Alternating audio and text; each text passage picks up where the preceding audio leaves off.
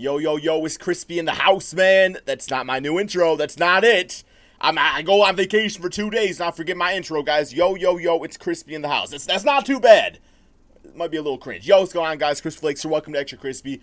For today's video, we are going to be reacting to the great ranking, the 10 best young corers in the NBA by Austin Sweat. So, yeah, I mean, I don't know if these are supposed to be like in order. I think he's going to put them in order. So it might be a little debate here and there. Now, the dislike bar on this one's not all, all crazy out there, man. So I'm going to say it's probably a pretty accurate list. But, of course, I got to put my stamp of approval on it. So here we go, man. Here we go. NBA draft and most of free agency over, we now get a much better look of who the best young teams Such a great free agency it was. Out there, and who has the most potential for the future. And we're talking who's going to be the best in around 5 years from now. Ain't no bitch-ass Ingram with that little Slenderman jump shot. Oh, nice.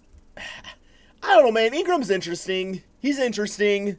We didn't even start debating yet, man. But Ingram he's just an interesting guy, man. He's an interesting guy. Very knowledgeable. Young players that they currently I don't know if he's knowledgeable. And Probably also smart. A small part based on how the team is managed, because that has a big he effect played on basketball these there, teams' so futures. I don't know if it was we'll be looking at smartness or counting down coachness. from number 1. A quick honorable mention, though, will go to the Milwaukee Bucks, simply for the fact that they have Giannis. Fair enough. He's only 24, league MVP, and just led his team to the best Dante record DiVincenzo, DJ Wilson. He's a young player that'll make his team great for years to come, but that's not exactly Brook Lopez is only like, so he doesn't make the official list. 19. We will start with number 10, though, which belongs to the Memphis Grizzlies. And I'm sure that in the next couple of years, the Grizzlies will deserve to be ranked higher.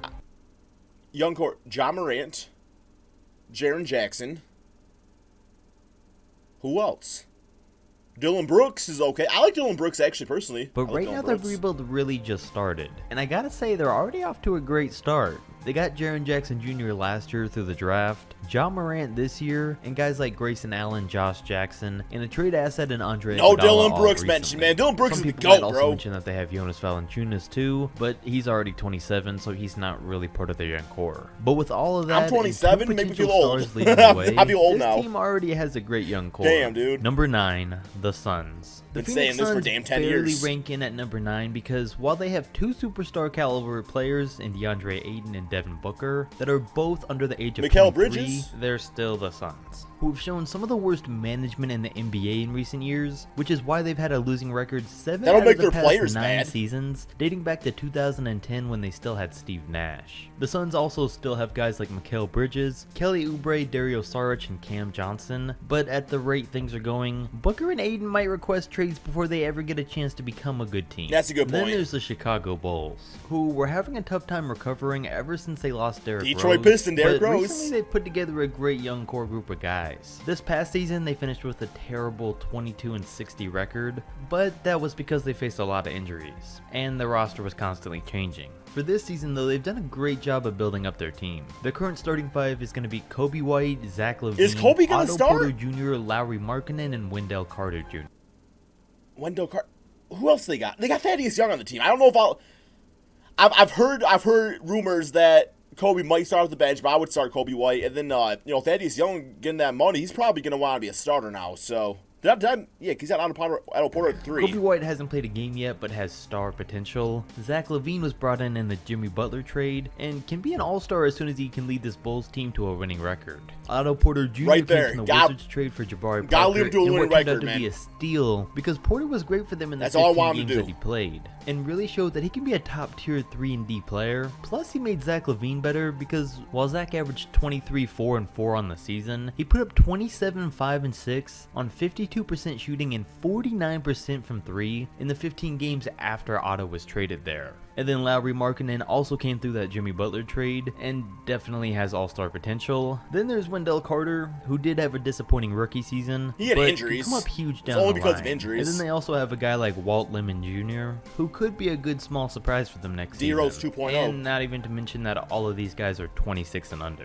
The Sacramento Kings. The Kings' young core is being led by Buddy Hield, De'Aaron Fox, Marvin Bagley, Bogdan Bogdanovic, and Harry Giles. They also have Harrison Barnes. That's a squad right there, man. That's a squad right there. But he did just turn 27, and that's a little different. They might make playoffs this season. Not gonna lie. 26 years old, because these two guys haven't been in the league as long and haven't been able to show us everything they've got. Well, I feel like a guy like Barnes has already done that. Harrison still is a valuable piece to this young team, but I don't know $90 that million I'd include him piece, in their young expensive core. piece. This team can definitely become contenders in the West in a few years, though, and it really all depends on Bagley and Fox's development. I love this jumpy, man, bro. Fox is gonna take his game to another level again this year, and Bagley's ready to break out. He's hopefully finally gonna get his chance to start and show what he can really do. And if that happens, and Buddy Hield can play in at all-star level, while Harry Giles turns into a solid center, this team has a great foundation and has really done a great job of putting all these pieces together over the past few years. Then ranked ahead of them is the Boston Celtics. Oh, okay, I gotta hear this one. Even if the Boston Celtics... Because I'm thinking Tatum, Jaylen Brown.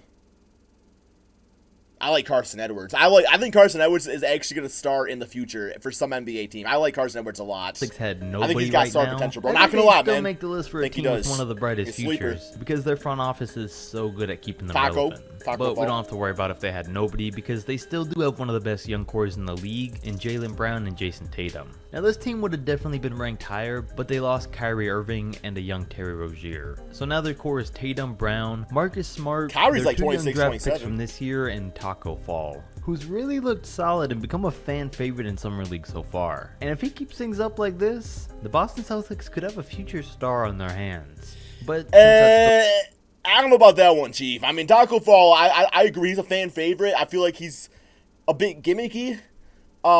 He's a lot of fun to watch, and he does some nice things out there. But I don't really, especially like in the actual NBA where he's playing against actual NBA talent. I'm not saying somebody like not everybody's NBA talent, but not everybody in Summer League makes it to the actual NBA, right? I see him at his ceiling being like a Boban, and that's a guy that comes in and sure brings you some offense, does some, crowd pleasers every now and then. I don't really see a star, though, in Taco Fall. Not going to lie about that one. Definitely not a star. Still yet to be seen. Most of the rest of this ranking is going to be based on and that's as someone that does like these games. And while there's still question marks on just how good this duo can be, because they haven't been handed over the keys to a team yet, we've seen their potential. Jaylen can become one of the league's best two-way players, while Jason has the ability to turn into one of the league's better all-around offensive players. And then there's the Atlanta Hawks. Love the Hawks young squad. I'll put them maybe at number one, bro. I got to say number one now. Newly drafted Cam Reddish and DeAndre Hunter. And this team has quickly put together one of the best rebuilds in the NBA over the past couple of seasons. Trey and Collins are already near stars, Huerter's a great role player, and Reddish and Hunter haven't played a game yet, but it wouldn't surprise anyone if they turned out to be stars. And the best part about this is the Hawks aren't even done yet. They've taken on 3 bad contracts this offseason to land them future assets. But if we're just speaking of guys currently on the team, there's 4 potential future all-stars here, all under 21 years old. And that doesn't happen too often ever in the NBA. And on top of that, they just signed Jabari Parker to give him another shot coming off their bench. After the start of his career was filled with injuries, now that he's healthy, there's still a chance he can turn things around. And I think he might be the leading scorer next season. I mean, they already have pretty much a full lineup, and now they just need a center. They would rank a little higher, but it's still unclear which of these guys, if any, can really break out and become a superstar. That's fair. That's fair. That's not so much the case for number 4, though, with the Pelicans. And this was a tough one. When I first started making this video, I thought the Pelicans were going to get ranked either first or second, but they couldn't have ended up there because their young core just hasn't proven themselves as much as they'll need to, though. But they rank higher than the Hawks because Zion Williamson is the one with superstar potential. With that being said, though, Lonzo Ball, Brandon Ingram, and Zion are all under 21 years old. See, but if we're ranking based off the best young core, this is not based off best young core potential. Like, that's different. I feel like for a fact that's why I want the Atlanta Hawks to be higher, because like guys like Trae Young and John Collins, or even the Boston Celtics case, like we know what those players are. Like Zion's got young core potential to be a superstar, but we haven't seen him play yet. So I don't know. I feel like the title of the video should be more reflecting of that. And I mean, before the draft lottery, we thought that whoever was gonna get Zion was gonna have one of the brightest futures in the league just based on that. But then the Pelicans not only got him, but they made the Anthony Davis trade with the Lakers that undeniably gave them one of the best young cores out there. Zion's still yet to play an NBA game though, so we can't give him too much praise until he plays at least one game. But like I said, as we know, he could turn into their superstar. One season, not one game. Then Brandon Ingram still has one a high season chance of turning things around. One game don't tell you nothing. For this team where he can be the team's first scoring option. And I don't think Lonzo Ball has as much potential as Zion or Ingram, but there's still plenty of time for him to become a great point guard on both ends. And then there's even a great young supporting cast in Josh Hart, Jahlil Okafor, and Stanley Johnson.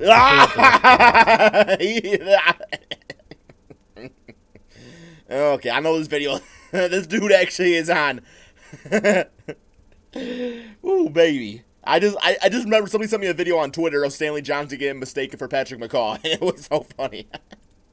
Now, the one and only downside to this situation is that we're talking about good laugh the Pelicans. today. Good laughs. But I mean, this really seems like too big of an opportunity for even them to screw up. Because, I mean, we didn't even talk about their rookies coming into the season in Nickeil Alexander and Jackson Hayes. So I'm really going to be surprised Alexander if they just tore do. up in summer There's league. no doubt that for the next 5 or even 10 years, this team is going to have one of the brightest futures in the NBA. Now, let's all just hope that these players can live up to the hype and become a top team in the league one day.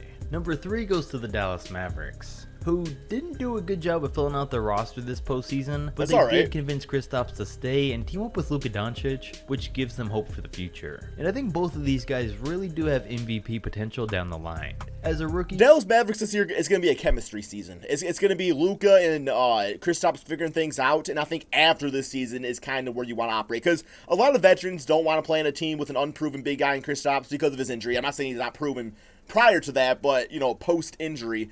And then, of course, you got to see how he plays with Luka and stuff. Because Luka, you want to hope is not like a one-year wonder, which I don't think he is. But, you know, just veterans kind of are wary of that type of stuff. They really want teams that can contend now, especially in their age. So this team will definitely get stars to play with it eventually, or good role players. People already talked and made outrageous claims about Luka's potential of being able to be the next face of the league after LeBron. The claims might have been a little much, but Doncic really is that good. He wasn't the typical rookie because his entire game in his Rookie of the Year season was based entirely off of skill, which almost never happens in a first-year player. His step-back threes, drives to the basket, and his work off the ball He's a very in mature the pick player. and roll game were all largely based off of that and his basketball IQ, and prove that his success is nearly guaranteed going forward. And when you combine that with Kristaps Porzingis, it's what makes these two such a dynamic duo. It's Mark Cuban's second coming of pairing up Dirk with Steve Nash. And Luka and Kristaps should be able to run the pick and roll to perfection after a few years of playing together. And thanks to these guys playing in Dallas, Porzingis is gonna get to learn from Dirk Nowitzki, who couldn't be any better of a mentor for him. They're nearly the same exact player, except Kristaps has a lot more potential on defense. Bit taller, too. So if he can learn as much as he can from Dirk, and the two of them have good chemistry together, the sky's the limit for the duo and the Dallas Mavericks. That is, if they get the right supporting pieces around them.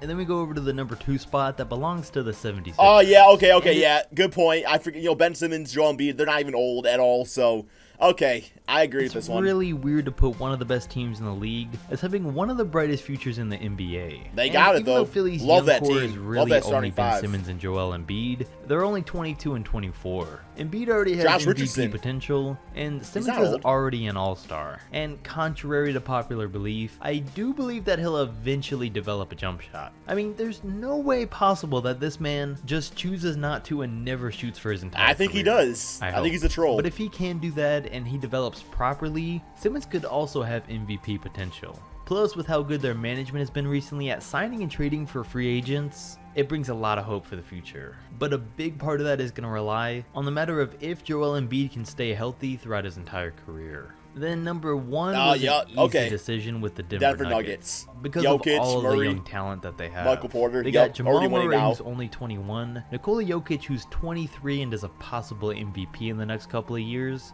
if Denver keeps up the same pace, Gary Harris, who has all-star potential when healthy, Morris, who I like Gary Harris. I don't know about that one, though. I don't know. I definitely don't see all-star, especially in the Western Conference. Hell no, baby. Hell no. was a great backup. Nice player, but point no guard. all-star. And then Michael Porter Jr. and the newly drafted Bol, who have yet Bol, to play the a little game. freaking And like I Nightmare said in Before my Bitch last Ass video, Christmas both shirt, of these guys jersey. could become Suit! superstars. Bol's going to be playing God, behind I can't Jokic, talk sometimes. so we shouldn't expect too much from him as a rookie, but I wouldn't be surprised to see Porter starting and putting up 15 a game by the end of the year. And even if just one of them lives up to the hype and are added to this young roster that just finished with the 4th best record in the league last season, they got a real chance of becoming NBA champions before too long. I mean, even without them, Denver has a top 5 young core. LeBron. But having the both of them is what clearly puts them head and shoulders above Stanley Johnson. everyone else. I will say, though, that I think the team probably overpay Jamal Murray with a max extension for a guy that doesn't necessarily have a superstar level player's potential. But he did put up 18 a game last year, and it definitely wouldn't be surprising to see him come out next season, just locking up your point guard, nothing wrong with that. At least 20 points a game. And I would normally say that he needs to average more than the 5 assists a game that he does now. Yeah, but Jokic, with how passive Jokic is, his style works perfect in Denver's system, and I'm sure that's why they paid him so much. We just have to hope now that money issues don't come up for them too soon, with all these guys that are going to need to get paid down the line. And now I want to hear your guys' thoughts. I think overall, I kind of forget about like Philly and Denver. I mean, yeah, they are extremely young teams. So I thought overall this list was pretty good. There's a few you can kind of argue about who has better than who. I thought Zion still really does need to prove himself before getting listed that high up, but that's just my thoughts on that. I know he's going to be a great player. But yeah, guys, this was a very good video. Thank you all so much for watching. Be sure to drop that like, subscribe if you're new to the channel, and peace out, my friends.